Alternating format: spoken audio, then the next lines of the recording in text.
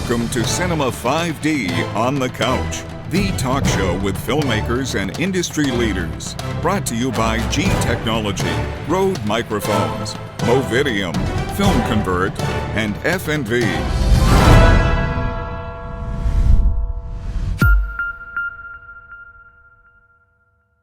Welcome to another episode of Cinema 5D on the Couch. Thanks to our sponsors G Technology, Rode Microphones, Movidium.com, Film Convert, and FNV.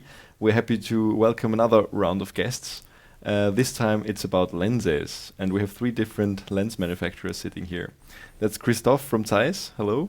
Hi. Andrew from SLR Magic. Yeah, hello. And Joost from Samyang. Hello. Hi guys. So, before we get this really started, let's talk about your new products. So what's new from Zeiss? Yeah, so this year at Photokina we introduced basically four lenses. We introduced the 1.4 35 ZM, which is a lens for the M bayonet, so to be used for rangefinder cameras. So it was basically the lens missing in our whole compelling M lens portfolio. 35mm is, for the rangefinder guys, the kind of typical, the nicest and the all-rounder, lens.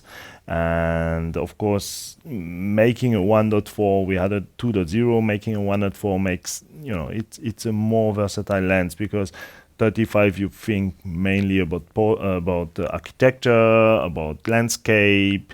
And now with the 1.4 you can start also using it as a portrait lens. So it's very, very sharp, very nice lens, high speed with a very nice, creamy bokeh like all the other Zeiss lenses. So then we introduced a second or two additional lenses, or a family of lenses, Loxia. So Loxia is a family of lenses for the Sony Alpha E-mount, full frame. They are manual focused. We started with a 35mm and a 50mm, both opening 2.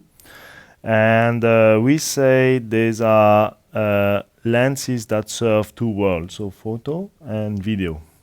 The photo, of course, because these are a kind of lens I can always have with me. They are very compact, nice photo lenses, and because they have this, very smooth focusing that only manual lenses offer you, it's clear that you can use them quite nicely for video, and that's why we decided that we will add to this lens something that was not present until now in this E-mount system, the aperturing, so physical aperturing, so that I can turn it.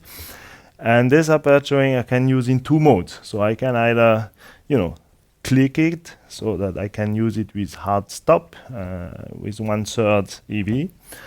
And I can declick it to use it like cinema style, stepless, noiseless, so that I can really make some small semi-professional production with those lenses. And then we introduced fourth thing, the second lens of the Otus family. So the Otus family stands for, let's say, medium format quality on your DSLR. So basically the Otus is really ultra premium. Whenever you use the Otus lens with this kind of very high megapixel full frame camera, you will get basically the same rendering, the same contrast, the same quality that you would get on a medium format system. So these lenses have simply the highest possible contrast over the whole field. It's not dropping down in the corners. They have absolutely no chromatic aberration. They have no flare, no ghost, simply stunning lenses, and I think one should try one or watch at some picture on Flickr. We have already quite a lot of examples. One should look at those pictures to understand what's this Otus lens is. Okay. Yeah. And SLR Magic, you guys are still quite new on the market, right? Since when do you exist, and what kind of products do you make? Well, we always used to make a lot of lens adapters for many years. But then, since about 3, 4 years ago, we started entering the lens market and start making lenses too. And well, we started off with a lot of toy lenses. That's what people know us for.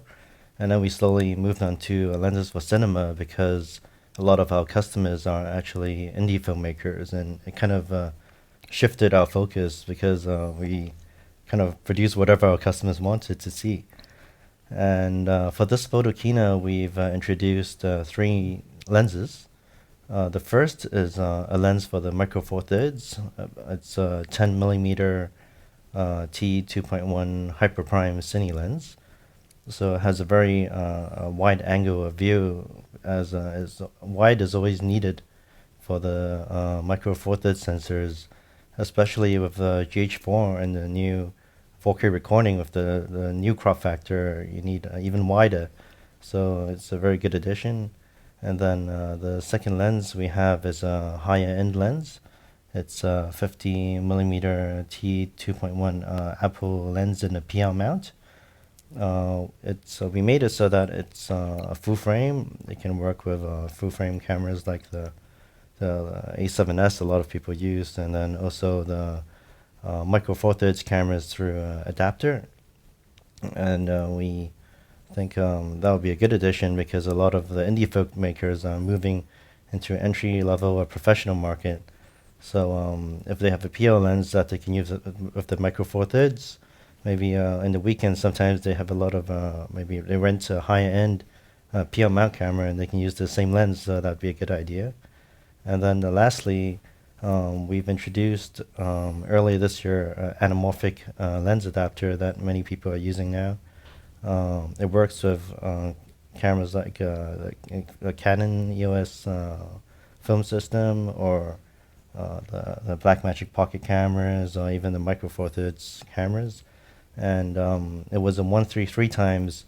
So when you shoot a 16:9, it gives the Academy ratio of 2:35:1. But then a lot of the enthusiasts said, can you make a even stronger compression ratio so that you get a full anamorphic effect for the enthusiasts? So we've showed a prototype of a 2x anamorphic this photokina as well. So yeah, a lot of sort of exciting stuff. Oh, a lot of different stuff from both of you. What's new from Samyang? This photokina we have introduced the new 50, the T15. It finally fills the gap between the 35 and the popular 85. We have that both in the photo version and the cine version. Plus we got the new 12 millimeter fisheye, covers full frame. Believe it's a 2.8, and that I hope there will be a video version of that soon. Will be introduced around December, January, and the 50 is available from I think from last week. Maybe I shouldn't say a date, but Okay, yeah. So you all are in very different markets, I think. I mean, everything is on one hand mixing somehow. You know, photo is coming together with cinema because of the cameras that are very versatile. We have full frame cameras which are capable of shooting great video. And then on the higher end, we still have cameras becoming cheaper, and then also very expensive cameras still, but not as expensive as they used to be. So where do you, like, you know, each one of you see the different focuses of your market, and where do you think everything is moving in the future? I don't know who wants to start.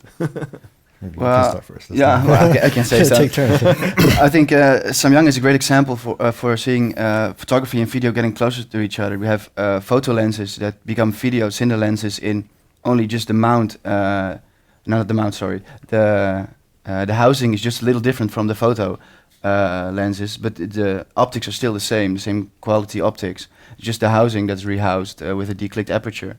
I think it's a very small step from a photo lens to a cine lens, but it makes a huge difference for video makers. And you can still shoot photos with the cine lenses we got. I think we don't need to make a different lens, like Zeiss has really different lenses from a photo and video, which are really great.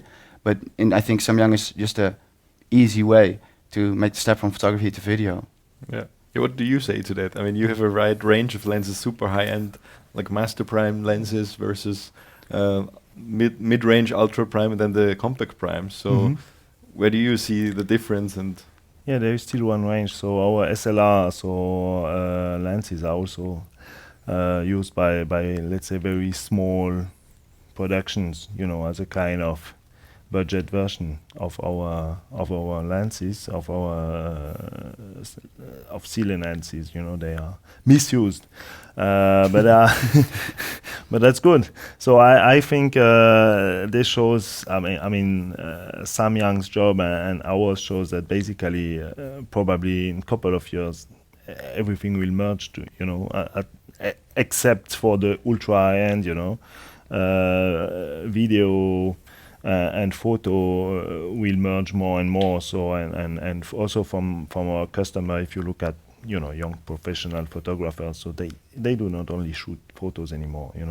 If they go for event and so on, they are asked also to make some really professional small video sessions, and I mean having gears that are quite versatile is very, very important for them. Mm. And your customers, I guess, have grown too. Starting out with small lens kit and now moving into cinema lenses, right?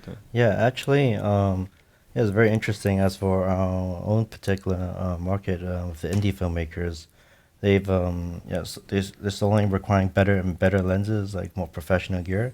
But also, I agree with both Joost and Christophe that the cinema users and the photography users are merging together. Because since we've introduced our first anamorphic adapter, we suddenly gained a lot more new customers that are using other lenses to try to adapt. And we always get questions like if the Samyang 35-1.4 would work with it, or if the Zeiss 50-1.4 would work with it.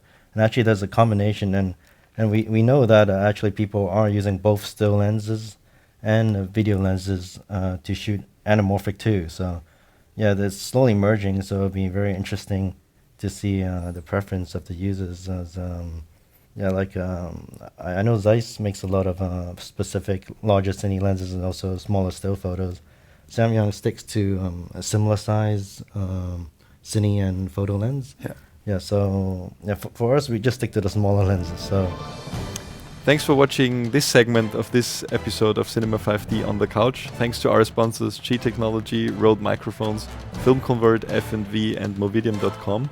And tune in to see the next segment to see these three lens manufacturers talk about their products and what's happening in the field of lenses. Thank you.